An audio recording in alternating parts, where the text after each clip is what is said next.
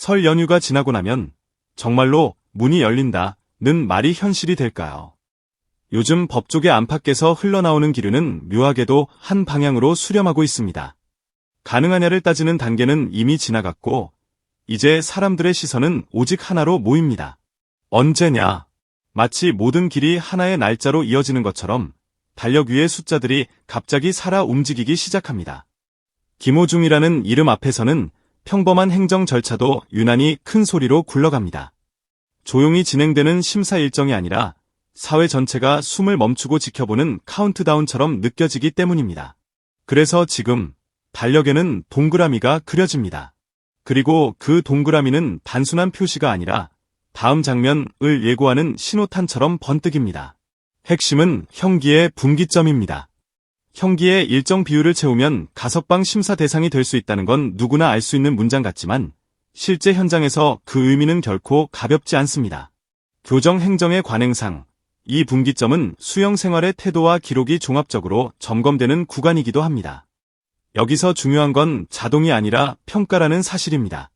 모범성, 수용 태도, 재범 위험성, 반성의 진정성, 사회 복귀 가능성 하나하나가 심사표 위에 올려지고 그 위에서 냉정하게 저울질됩니다. 그런데 지금 법조계에서 나오는 목소리는 꽤 일관됩니다. 김호중의 경우 불리하게 작용할 요소를 찾기 어렵다. 이 말이 무섭습니다.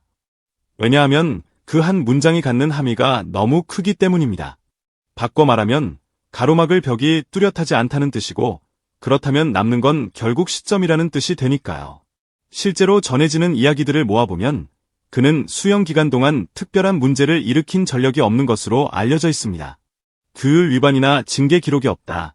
외부와의 불필요한 접촉도 철저히 차단된 채 수용 생활을 이어왔다. 태도가 차분하고 안정적이라는 평가가 나온다. 이런 문장들은 뉴스에 건조한 문장처럼 보이지만 가석방 심사라는 맥락 안에서는 사실상 강력한 플러스로 작동합니다. 가석방에서 가장 중요하게 보는 기준은 크게 두 가지라고들 합니다. 모범성, 그리고 재범 가능성. 이 두 축이 흔들리지 않는다면 심사 테이블 위에서 결론이 한쪽으로 기울 수밖에 없습니다. 그래서 법조계의 시선은 다시 한번 일정표로 돌아갑니다. 그럼 언제나? 여기서부터 이야기는 극적으로 변합니다. 사람들은 날짜를 말하기 시작합니다. 추상적인 전망이 아니라 숫자를 콕 찍습니다. 가장 먼저 거론되는 시점은 2월 28일 밤 12시, 즉 3월 1일을 전후한 타이밍입니다.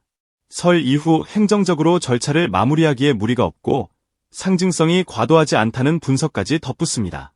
재미있는 건 이 지점에서 한국 사회 특유의 분위기가 등장한다는 겁니다. 법은 법대로 움직이지만 유명인 사건은 언제나 사회적 메시지로 해석됩니다. 그래서 달력의 숫자는 단순한 날짜가 아니라 사회의 온도계가 됩니다. 그날이면 괜찮을까? 라는 질문이 따라붙습니다.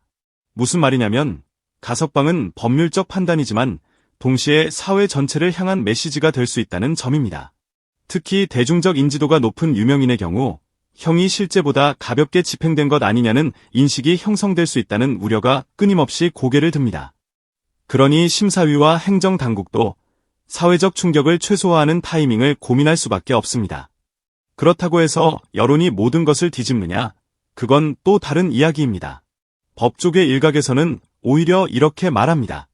여론의 부담은 분명 존재하지만 그것만으로 가석방을 불허하기에는 현재 충족된 조건들이 너무 명확하다. 통과 요건, 수용 태도, 재범 가능성, 반성의 태도까지 놓고 보면 감정과 분위기만으로 결정을 뒤집기에는 법과 제도의 논리가 더 단단하다는 해석입니다. 즉, 이 변수는 결정적인 장애물이라기보다 속도를 조절하는 요인에 가깝다는 겁니다. 이 말이 왜 무섭냐면요. 문은 닫히지 않았다는 뜻이 아니라 문을 여는 손이 어떤 순간을 고른다는 뜻이 되기 때문입니다. 그래서 다시 달력이 등장합니다. 그리고 사람들은 또 다른 동그라미를 그립니다.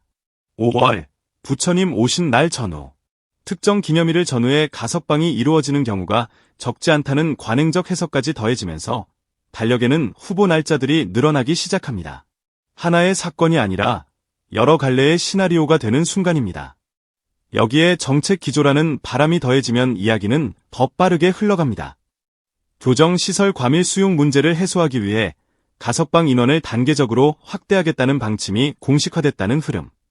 강력 사범에 대한 엄정한 심사는 유지하되 재범 위험이 낮고 수용 태도가 양호한 수용자에 대해서는 적극적으로 가석방을 검토한다는 방향성.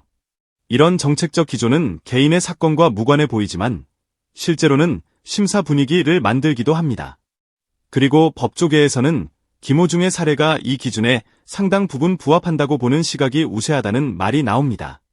결국 조건과 흐름이 한 지점으로 수렴하는 느낌이 만들어집니다. 우연처럼 보이지만 따져보면 필연에 가까운 흐름. 그래서 사람들은 더 확신의 참 목소리로 말합니다. 설 지나면 문이 열린다. 하지만 여기서 끝이 아닙니다. 진짜 드라마는 문이 열리는 순간이 아니라 문을 나선 뒤에 시작될 수 있습니다. 많은 사람들이 착각합니다. 가석방이 곧바로 무대 복고로 이어질 거라고. 그러나 현실은 그 반대일 수 있습니다. 사회로 복귀하는 순간부터 김호중에게 요구되는 것은 활동 재개가 아니라 태도와 시간입니다. 연예계 복권은 단기간에 결정될 사항이 아니고 상당한 기간 동안 자숙과 준비의 과정이 필요할 가능성이 크다는 관측이 나옵니다. 왜냐하면 법적 판단이 끝났다고 해서 대중의 판단까지 동시에 끝나는 건 아니기 때문입니다. 판결문은 종이를 덮을 수 있지만 신뢰는 종이로 덮이지 않습니다.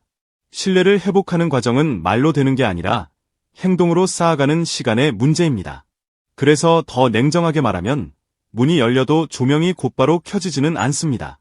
오히려 더 차가운 시선과 조심스러운 거리두기 속에서 얼마나 묵묵히 시간을 쌓아갈 수 있는지가 먼저 묻힐 수 있습니다. 바로 이 지점에서 달력의 동그라미는 의미가 바뀝니다. 사람들은 가석방 날짜에만 동그라미를 치는 게 아닙니다. 그 이후에도 동그라미를 치기 시작합니다.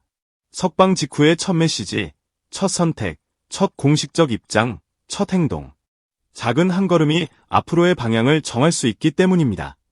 유명인의 가석방은 단순히 개인의 생활 복귀가 아니라 사회가 그 사람에게 다시 자리를 줄 것인지 고민하는 과정으로 확대되기 쉽습니다. 그래서 더 신중해지고, 그래서 더 조심스러워지고, 그래서 더 무겁습니다. 결국 김호중을 둘러싼 시계는 이미 밖을 향해 움직이고 있지만 그 시계가 가리키는 시간은 단순한 석방의 순간이 아니라 사회로 다시 편입되는 긴 여정의 출발점에 가깝습니다. 그럼에도 불구하고 지금 이 이야기의 온도를 끌어올리는 건 한 문장입니다. 불리한 요소는 거의 없다. 남은 것은 단 하나, 시간이다. 이 문장이야말로 사람들의 마음속에 달력을 펼치게 만들고 펜을 들어 동그라미를 치게 만듭니다. 설 연휴가 끝난 뒤 세상이 다시 일상으로 돌아가는 그 타이밍에 조용히 행정 절차가 마무리될 수 있다는 전망. 그리고 그 조용함이 오히려 더 큰 파장을 부를 수도 있다는 아이러니. 그래서 사람들은 말합니다. 설 지나면 문 열린다. 이 물음표는 단순한 추측이 아니라 이미 현실의 문턱까지 다가온 질문처럼 들립니다.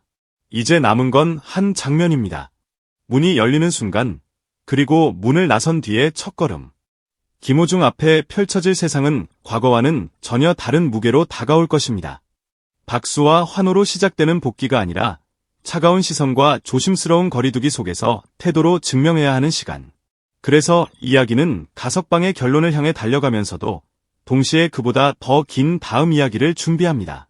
달력에 동그라미를 치는 손끝이 떨리는 이유는 그 동그라미가 단순한 날짜가 아니라 다음 인생의 시작점을 가리키고 있기 때문입니다.